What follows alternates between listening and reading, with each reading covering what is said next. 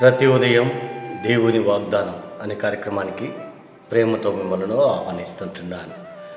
ఈ ఉదయకాల సమయంలో దేవుడు మన కొరకు ఏర్పాటు చేసినటువంటి వాక్య భాగము 42వ కీర్తన మొదటి వచనాన్ని ధ్యానించుకుందాం.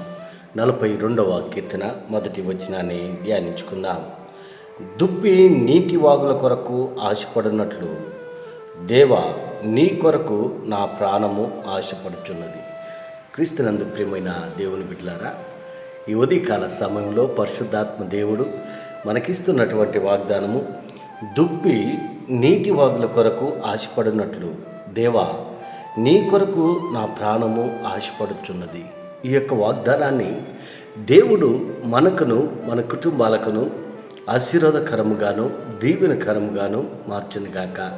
ఈ యొక్క మాటల్లోని ఆత్మీయ సత్యాలను మనం గమనించినట్లయితే కోరహు కుమారులు రచించినటువంటి ఈ యొక్క కీర్తన, మరి ఈ యొక్క మాటల్లో ఆశ అనేది ప్రాముఖ్యమైనటువంటి మాటగా మనము చూడవచ్చు.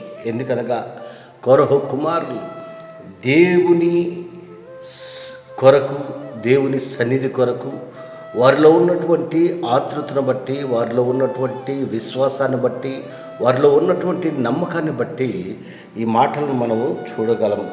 ఎందుకనగా దుప్పి నీటి వాగుల కొరకు ఆశపడినట్లు ఎంత ఆశపడుతుంటుందంటే, మరి ఆ యొక్క దుప్పి అనగా జింక, ఆ జింక నీటి కొరకు ఎంత, మరి వాస్తవంగా ఈ యొక్క జింక అడవి ప్రాంతాల్లో, కొండ ప్రాంతాల్లో మరి ఉంటున్నది. మరి అడవుల్లో, కొండల్లో నీటి లభ్యత కొరతగా ఉంటున్నది. ఎందుకనగా ఎక్కడైనా కుంటలు, చెరువులు, బావులు ఉంటేనే నీళ్లు నిల్వ ఉంటున్నాయి.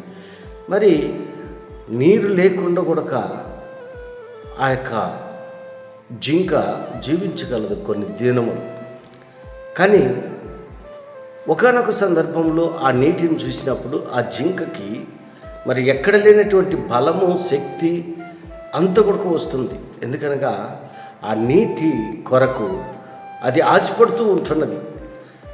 నీరు దొరికేది కష్టం, దొరికినప్పుడు ఆ నీటి కొరకు ఎంతో ప్రయాసపడుతూ ఉంటున్నది. అదే రీతిగా మరి అలాంటి మరి ఆశ, అలాంటి ఆతృత దేవుణ్ణి నమ్మినటువంటి బిడ్డలుగా మనకు ఉండాలి. అందుకే అంటున్నా, దుప్పి నీటి వాళ్ళ కొరకు ఆశపడినట్లు దేవా నీ కొరకు నా ప్రాణము ఆశపడుతున్నది. ఎంత ఆత్మీయ సత్యాలు ఈ యొక్క మాటల్లో దాగి ఉంటున్న. జీవం గల దేవుని కొరకు తృష్టం కొనుచున్నది. దేవుని సన్నిధికి నేను ఎప్పుడు వచ్చేదను, ఆయన సన్నిధిని నేను ఎప్పుడు కనపడేదను. ఎంత ఆసక్తి ఉంటున్నది. వారి యొక్క హృదయ అంతరంగంలో నుండి దేవుణ్ణి ఏ రీతిగా కొనియాడుతూ ఉంటున్నారు, ఏ రీతిగా దేవుణ్ణి స్తుతించాలని ఆరాటపడుతూ ఉంటున్నారు.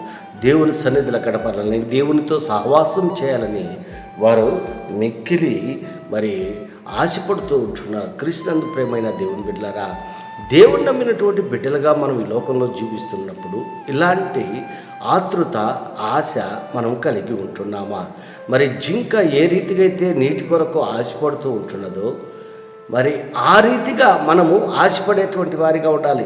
మనం అనేక వాటి కొరకు ఆశపడుతూ ఉంటాము ఈ లోకంలో, కానీ జీవం కలిగినటువంటి దేవుని కొరకు మనం ఆశపడుతూ బ్రతకలేకుండా ఉంటున్నాం. ఈ ఉదయకాల సమయంలో ఈ మాటలు వింటున్నటువంటి నీవు నేను మరి ఆయన కొరకు మనం ఆశపడేటువంటి వారిగా మనం ఉండాలి. జీవం గల దేవుణ్ణి దర్శించేదానికి మనం ఆనందంతో గంతులు వేస్తూ ఆయన సన్నిధిలో గడిపేదానికి మనం సిద్ధంగా ఉండాలి.